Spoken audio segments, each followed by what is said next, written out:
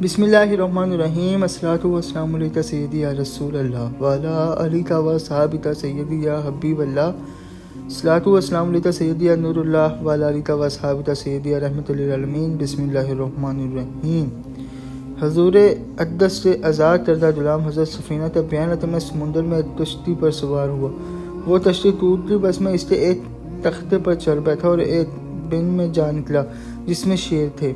نادا شیر آیا، جب میں نے اسے دیکھا تو میں نے کہا اے ابو الحارث، میں حضور کا آزاد کردہ غلام سفینہ ہوں۔ یہ سنتا شیر دم ہلاتا ہوا آیا، یہاں تک کہ میرے پہلو میں کھڑا ہو گیا، پھر میرے ساتھ چلا یہاں تک کہ مجھے رستے پر ڈال دیا۔ پھر اس نے کچھ دیر ہلکی آواز نکالی، میں سمجھا کہ یہ مجھے وداع کرتا ہے۔ جب ہجرت وطن حضور اقدس تو حضور غار میں تھے، اس غار کے منہ پر مکڑی نے جالا تنا ہوا تھا اور کنارے پر کبوتری نے انڈے دے رکھے تھے۔ طوفان کاتے ہوئے میں وہاں پہنچے، اس عجیب دربانی و پاسبانی کو دیکھ کر واپس ہوئے اور کہنے لگے کہ اگر حضرت اس میں داخل ہوتے تو مکڑی جالا نہ بنتی اور کبوتری انڈے نہ دیتی۔ امثال مذکورہ بالا کے علاوہ ہرنی کا قصہ اور 100 شمار کی حدیث مشہور ہے۔ جس طرح حیوانات حضور اقدس کے امر کے مطیع تھے، اسی طرح نباتات بھی آپ کے فرمانبردار تھے۔ چنانچہ درختوں کا آپ کی خدمت اقدس میں آنا اور سلام کرنا اور آپ کی رسالت پر شہادت دینا احادیث سیرہ سے ثابت ہے۔ حضرت عائشہ صدیقہ سے روایت ہے کہ حضور نے فرمایا کہ جب میری طرف وحی بھیجی گئی تو جس پتھر اور درخت پر میرا گزر ہوتا تھا وہ کہتا تھا السلام علیکہ یا رسول اللہ۔ حضرت عبداللہ بن عمر کا بیان ہے کہ ایک سفر میں ہم حضور کے ساتھ تھے، ایک بادیہ نشین عرب آپ کے سامنے آیا۔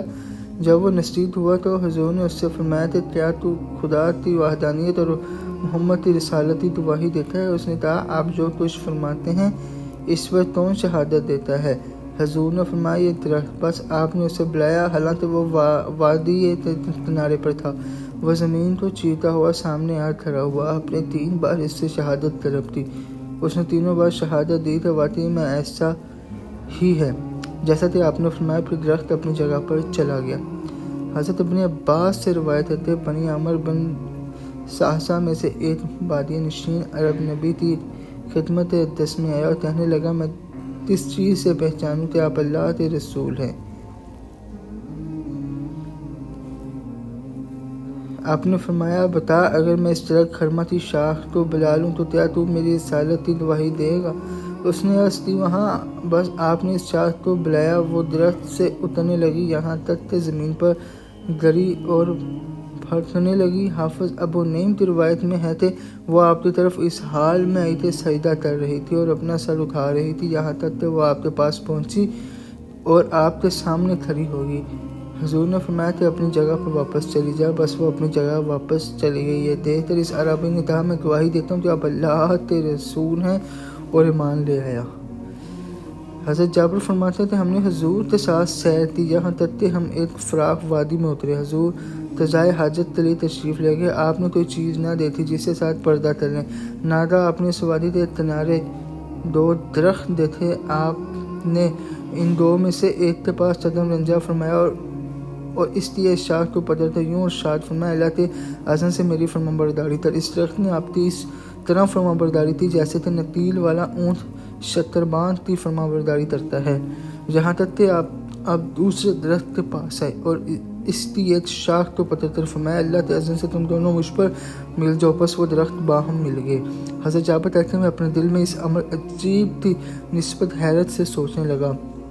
میں نے جو نظر اٹھائی کیا دیکھتا ہوں کہ رسول اللہ میری طرف آ رہے ہیں اور وہ درخت جدا جدا ہو گئے ہیں اور ہر ایک اپنی اصلی حالت میں اپنے تنے پر قائم ہے۔